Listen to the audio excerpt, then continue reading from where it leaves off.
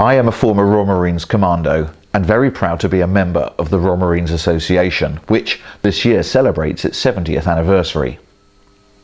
The association isn't just exclusive to veterans of the Royal Marines. The doors are open to serving members and to anyone with a connection to the Corps, be they family, friends, or part of affiliated organisations. For further information, go to the website address which is on your screens now. The Royal Marines Association continues to increase its membership. For just £15 per person per year, this will allow the association to continue its great work for the wider Corps family. It takes just a few minutes to become a member online, but this could give back a lifetime to those who desperately need it. I have had great pleasure to film and interview some members of our Corps who have contributed immensely. The two you are about to see have between them seen service in Northern Ireland, Iraq and Afghanistan. Both came very close to paying the ultimate sacrifice. Hear their story and of how the Royal Marines Association helped them on their road to recovery. My name's Jason Hare. I joined the Corps at 19, at the tentative age of 19. I joined 793 Troop, passed that original. I started training the 11th of September 2000, and on completion of that I joined 45 Commando and was in Yankee Company. And for my sins I then became a tankie, which was absolutely brilliant, and I conducted 3 tours of Afghanistan and 1 tour of Northern Ireland. I was on Jacana, Op Herrick 5 and Op Herrick 9. Op Herrick 5, unfortunately I met with a suicide bomber, interesting creatures that they are, and got fit, came back through the recovery plan, and I went back out on tour again. Unfortunately this time everyone's got to get home for Christmas, I suppose, and I stepped on an improvised explosive device on the 5th of November 2008, which gave me my life-changing injuries. I lost my left leg below knee, digits to my right hand. I had my face completely degloved. I lost my left eye, nearly lost my right arm and my right leg.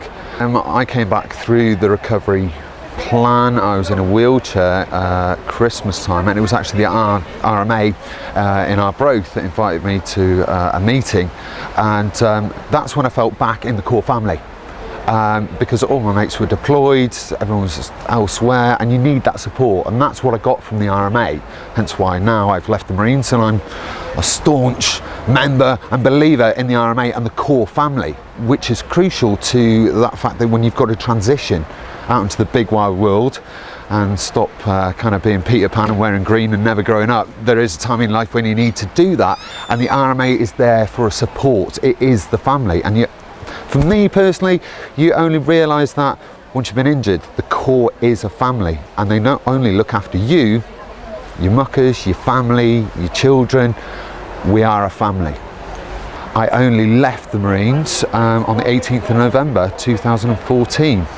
Which was actually a good year for us, actually, because that was 350 years, so I really enjoyed that. I think that the beauty for us, and everyone needs to do their own thing in their lives and find that point where they come back to the Corps or they come to the RMA, and you will find that, but it's there, it's for you, it will help you, and we're your muckers at the end of the day. We've always been on the left and right of you. We'll pull you through anything. Come and join us, because the more we get, the more intake we get, the bigger our family will be, and the more people we can reach to. I was serving on Op Herrick 9 as a close combat troop section commander in X-ray company, Sangin. We were South Sangin, a place called Fob Robinson. Whiskey company were in the north, in the DC. And basically, ultimately, what occurred with me, reference my injury, was we were contacted, an RPG come in.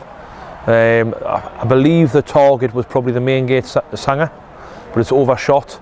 Where it's impacted against the Hesco wall, I caught up a bit of fragmentation, bit of a tick on the side of my head, temporal artery was severed, and then obviously I've gone into like the whole medevac chain, looked after by the lads, etc. And then unfortunately for me, my head's pretty large anyway. And I had an aneurysm which made it even bigger. So it was like a double tap, the actual injury. I had about 10 days off, went back to the UK, and I managed to manipulate in a way where I took that from my R&R and then went back out to theatre. So I was very lucky that I could actually, unlucky to get the injury, lucky to be allowed to crack on and to be workable thereafter. When I left the Royal Marines, it becomes very evident that you're not on your own, but you are. Your friends are still your friends, still Royal Marine friends. All my pals are still all bootneck friends. Very few civilian friends, and selfishly I would say that's for a reason. I was invited to an Inverness RMA function by previous co-RSM Alistair McGill, and I kind of got it. It was a bit like a mess function, I would say. Although the age gap was tremendous, we all had one thing in common: we're all bootnecks. It's not so much what you get out of it, but you're around familiar people. It is a little bit like the mess. You're looked after. But I think for me as well, it's more about you get to know people who you didn't know before, all similar experiences, mutual respect, you get on, but the actual reason for it is because of the Corps. Reference joining the RMA, for me, I would definitely say to guys, come to a weekend function, make your own assessment. You are genuinely amongst pals. I know it sounds almost like a soundbite, I suppose, but it's just the truth.